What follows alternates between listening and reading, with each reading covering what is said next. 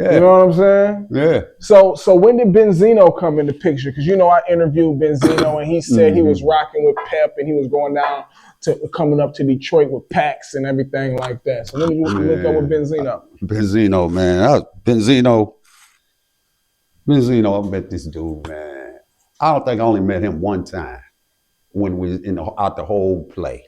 Out the whole play was in Boston. That's crazy because he wasn't even on my radar, because he brung up your name and said that he was moving weight with you and Pep and you know what I mean? No, he wasn't. No. Okay. No. When I let you tap in with my man, he told you, no, man, he wasn't locked in with us like that. Right.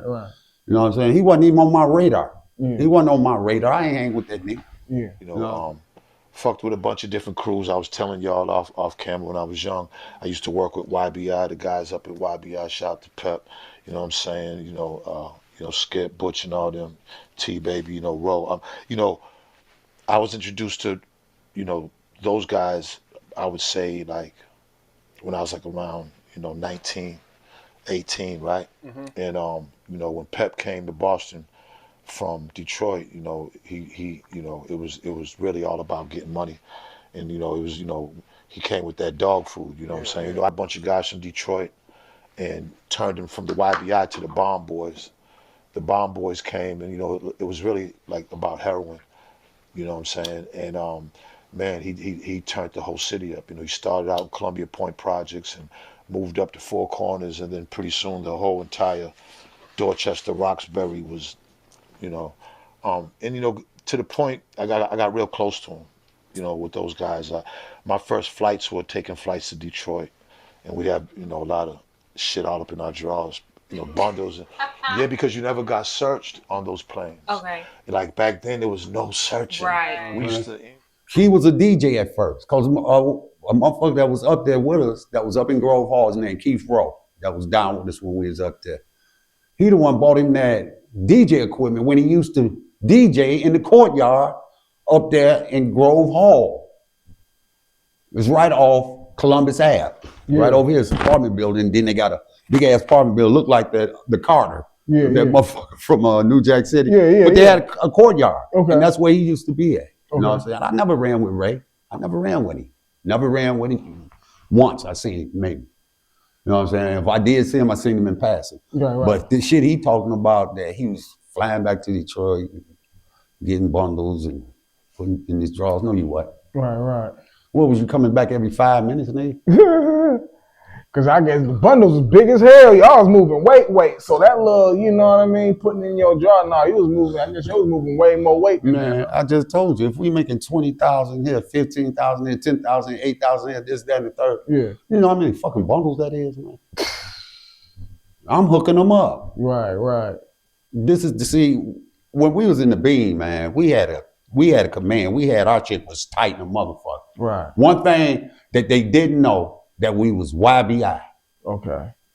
Because didn't want them to know that we was YBI because of the reputation we had in Detroit. Okay. You know what I'm saying? Would have brought the heat. Yeah. Now you got them niggas coming from New York. You got them niggas coming from Jersey. You got them niggas trying to play up from Philly, coming up in there. They blow could contend ours because they going back to New York buying them packs, buying quarters, they call them. They'll go back to New York and buy 50 quarters or some shit. They bring them up there and they tear them in half. See, they quarters was costing 60. 60, you know what I'm saying? Yeah. So when they tear it in half, they call it a rip. Yeah, they sell it for 30. So we cut them off at the pass. We sell ours for 40. Yeah. You know what I'm saying? Pep put that motherfucker down. I'm telling you. Okay. My boy Pep. Say Pep was that man. Man, that dude, man, listen. I rock with him. I got a lot of road I done chewed up with that brother. Yeah. Man. But hold on, did he start YBI? You said no, he didn't. Okay, he was just rocking along. Mm-hmm. But he was from here. He from Detroit, yeah. But he was doing his thing in Boston. He came. It take him to tell his story, but just give you a little excerpt on that. He was used to hustle with Big Boy. Yeah. First he started with Bone Man, then he went to Big Boy. Okay. You know what I'm saying? And him and Big Boy had some kind of bad times or some shit. Then he came to Wayne. And then I met Pep was back in like 81 or some shit. Okay. You know what I'm saying? Yeah. And this is right around the time where before Pep got to Boston, there was some other brothers that got introduced to Boston from this brother named Blood. His name Tony Wrong. He a Finkel nigga. He went to New York, met a motherfucker up there named, what's he say his name? Drew. He told him, man, listen, I'm taking you somewhere, man, but y'all motherfucking blah, blah, blah. So Blood go with him to Boston. Blood called Wayne. Wayne sent a crew up there at first, but they couldn't hold it. Yeah, yeah. You know what I'm saying? Then, when Pep get up to the motherfucker, you think everything started changing. This was right around when Wayne got killed. Man. Okay. It was right around when Wayne got killed. I was at the meeting when all the heads that was under Wayne, who they gonna nominate to keep the thing going? Everybody had nominated Pep. What was a wise choice? Yeah, you know what I'm saying? Because I didn't see how Pep operate when I used to go up to Boston before Wayne got killed. So Pep was the one who kept YBI going at the time. And on our end of the block. Oh, okay. Okay. Big boy, you had other motherfuckers that was moving around. Like I said, Butch Jones. See, but Butch and them was dead. I mean, it was falling off. Falling off. You know what I'm Okay. saying? He got cases and all this shit. Okay. And I don't know about his crew. I don't know about his crew. They boys that was working. All I can talk about is our crew. Yeah. You know what I'm saying? Pep kept the motherfucker going. Okay. Pep built up some other motherfuckers that put them in position, you understand, that he put in position. But when we was in the Bean, whole different ball game. See, I was going up there, but this was right around before Wayne got killed. I got a picture of it. I'm gonna show you one time. When matter of fact, let me pull it up. What the fuck that picture? Here we go when we was in Boston. This is when we went to Boston when he signed his book signing. Oh, okay. And this boy here is Kevin. I used to mess around with his mama. So since he was in Boston, Pep had more of a relationship with Benzino then, huh? Hell no. Okay, so fuck no. So Benzino was just talking. He knows how Benzino got hooked up, linked up with us, man, when he brought his ass here, because he a renter dude. Yeah, you know what I'm saying? You know what I mean by renter dude? What's that? Or a motherfucker that rent themselves out to come to somebody event. Oh, okay. He was a renter nigga. Okay. He did. Yeah, I didn't seen him up here. Me and Pep met up with him. You know what I'm saying? This is the only knowledge I got of him, of Pep even being with him, because ain't no whole lot of motherfuckers knew Pep. See, because it was our job. Pep was the number one guy. I was number two. So a lot of Pep wasn't out on the road like that. I was out on the road. You know what I'm saying? Because I got to keep him safe. You know what I'm saying? Unless they know of him, this, that, and the third. But we did run around. You know what I'm saying? But with Ray, that's the only way, this the only thing I could see. When Ray got to blowing, he did his thing up in Boston and became who the fuck he was. You know what I'm saying? And according to what motherfucker said, because I didn't even know Ray. I didn't never run with that nigga, man. You know what I'm saying? But I can detest that bullshit he said about him coming in Boston, coming to Detroit, getting bundles, putting back in his drawers. No, you wasn't. No, you wasn't. That's wild. You know what I'm saying? So for him to sit up there and fabricate that, I don't know what his motherfucking motive is. Or whatever. If he trying to get some kudos because he done fell out of grace or whatever. He ain't who he used to be.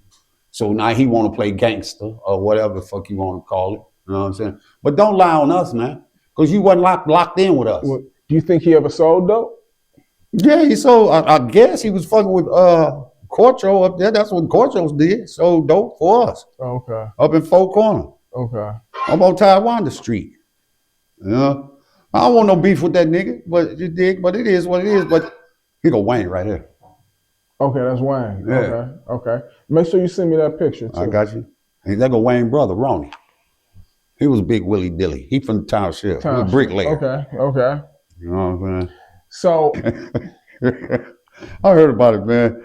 Man, listen, man, you living that Hollywood life type shit. You understand? I wouldn't say it wasn't impossible. I wouldn't say it wasn't impossible. Because if you're trying to get anything to get back in, you understand, you'll probably do a whole bunch of strange shit. I don't know for sure. But if he is, it wouldn't surprise me. I hope it ain't true. You feel me? Shit. But you seen the nigga on TV crying over a bitch. Yeah. I told, listen, he was here, right? And I commented, I said, man, damn, man, he was on that motherfucker crying over a bitch, man. He said, man, that was in the script. I said, nigga, them were real tears, nigga. You stalking this bitch in the bushes and all. That was in the script. No, but nigga, that was on a police video cam. This nigga, body cam, nigga. This nigga in the bushes. Damn. Yeah, man. That makes sense, nigga. That motherfucker. Damn. That motherfucker, Yeah, but you know what? I don't want you dig. But even if you brought him on, if you brought me and him on, and we sit down and discuss this issue that he got at hand, that's the only beef that I'm fucking with him about. Yeah, yeah. You know what I'm saying? That I'm fucking with him about. Right. So it's this shit here. Yeah. Don't lie, nigga. You know what I'm saying? Because nigga, when the bag came in, I was the only one knowing that bag was coming near me and Pep. Pep would tell me, man, bag coming in, blah blah blah. Go secure the bag. So you was the main one getting your hands dirty. Yeah. Okay. I was hooking that shit up, man. You know how many bundles we was hooking up every goddamn day, man. Man, we hooking up about 300-400 fucking bundles, man. Yeah.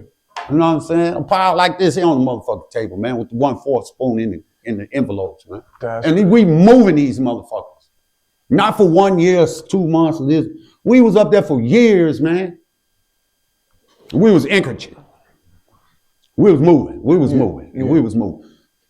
Wasn't no big jury. That wasn't allowed. You putting on all that goofy, gawky ass shit. You understand? You're going to get reprimanded or you're going to get fired. You can have it, but don't wear it on those spots. You know what I'm saying? There was certain protocols that motherfuckers had to follow. About getting to raid, you know what I'm saying? No. He started DJ, but he blew up. He blew up. He blew up. I didn't even know the motherfucker was a head of source until just here recently. Okay. Because he was on the what's name, because Kevin, the picture I just showed you, the brother, Kevin, he was telling me about him. I said, okay. He said, man, you know that nigga. I said, no, I don't. He showing me pictures of him, no, I don't. So I called Jeff. I said, man, who the fuck is this nigga? He said, man, that's that nigga used to work with Corcho. I said, yeah. I said, the light-skinned nigga used to be up on Taiwan Street. What y'all used to call him? Ray Dog. I said, oh, yeah. That's him? Like, yeah. I didn't know that motherfucker was laying like that. You know what I'm saying? That he was that big. Yeah. That he blew up. Yeah. You know, and I give salutes to him. He didn't make his fucking name. I give salutes to him. But the only thing I got a problem with that nigga talking about is this shit he did with us. No, you did, nigga. You know what I'm saying? Yeah, they call it the Bomb Boys. Yeah. That was the name of the blow. The Bomb. Yeah. And they said, where them boys at with that bomb blow? Where them Bomb Boys at? But that started in Boston. Yeah, where them Bomb Boys at? Because that was the name of the blow. So they want to know where the Bomb Boys at. And that's crazy just to say Detroit niggas was everywhere getting money. Atlanta, Boston, New York. So you find a Detroit nigga anywhere. Now they in Florida getting money. You feel me? Texas. See, but back then there wasn't a lot of motherfuckers moving out of town. Wasn't moving around like that. When we did. You understand? That changed the whole complexity of the game, man. Man, the money we was making, man, back then. No motherfucking exaggeration. Just say if I just broke it down and say we was making $40,000 a day. 7 times 4, that's $280,000. We do it by a month. That's $1,000,000.5. But I'm telling you, we got spots doing $20,000, $15,000, $10,000, $8,000, $6,000, $3,000, $4,000. You understand? This is a daily thing. And the many amount of bundles that I'm hooking up, they gone. I'm hooking up every fucking day. And they gone. They gone. If any bundles left over, maybe 5 or 6. Or something.